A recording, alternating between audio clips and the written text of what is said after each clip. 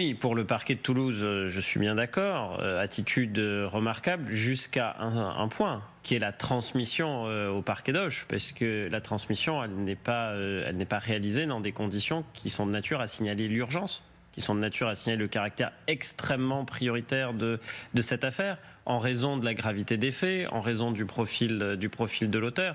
Et donc le mode de transmission, il est quand même pointé dans le cadre du rapport. Est-ce que le rapport établit le fait que dans l'affaire Liana, nous ne sommes pas sur un problème de moyens, mais sur un problème de fautes individuelles? Oui, ça c'est clair qu'au moment de la réception à Auch, il y a eu des manquements individuels. C'est pour ça que le substitut est pointé.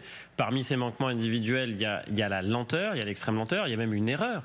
Le fait de se tromper de pile, c'est-à-dire que le dossier papier qui part dans la pile non urgent alors qu'il devrait être dans la pile urgent, ça c'est une erreur factuelle. Et puis côté gendarmerie nationale, dans les erreurs, il y a l'absence de contrôle hiérarchique qui aurait quand même dû alerter sur le fait qu'il n'y a pas eu véritablement ce qu'on appelle d'acte d'enquête et certainement pas de placement en garde à vue, d'où la mutation, enfin le déplacement d'office. Alors chez les gendarmes c'est plus facile parce qu'ils sont logés, donc on peut plus facilement les déplacer avec rapidité de la personne qui était en charge d'investigation et du commandant de la compagnie de Condon.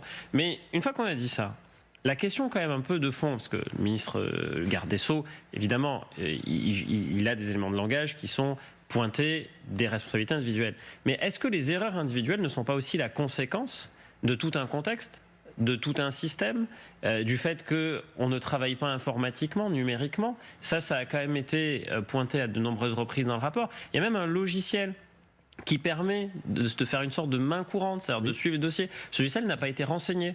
Et l'argument qui est mis en avant pour ne pas le renseigner, c'est « Ah, mais c'est trop complexe, on aurait encore perdu du temps. » Ah mais Guillaume, attendez, là vous dites... non, alors là, ceux qui nous regardent doivent être un peu interloqués. On met à la disposition des magistrats un logiciel, donc là les moyens, ils sont là.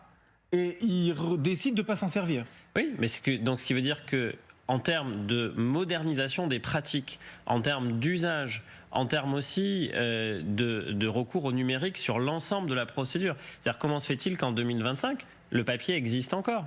Pourquoi est-ce qu'on a encore ce mode de transmission-là? Pourquoi est-ce qu'on n'est pas 100% numérisé? Bref, il y a encore des pratiques, des usages, une façon de faire. Et quoi qu'on en dise, un volume de dossiers, puisque dans le cas de Auch, on dit oui, ils n'étaient pas saturés, etc. Il y avait quand même un nombre de dossiers qui était quand même très important. Si on fait des ratios Toulouse versus Auch, nombre de dossiers par exemple de magistrats, le GR c'est pas si bien doté que ça en réalité.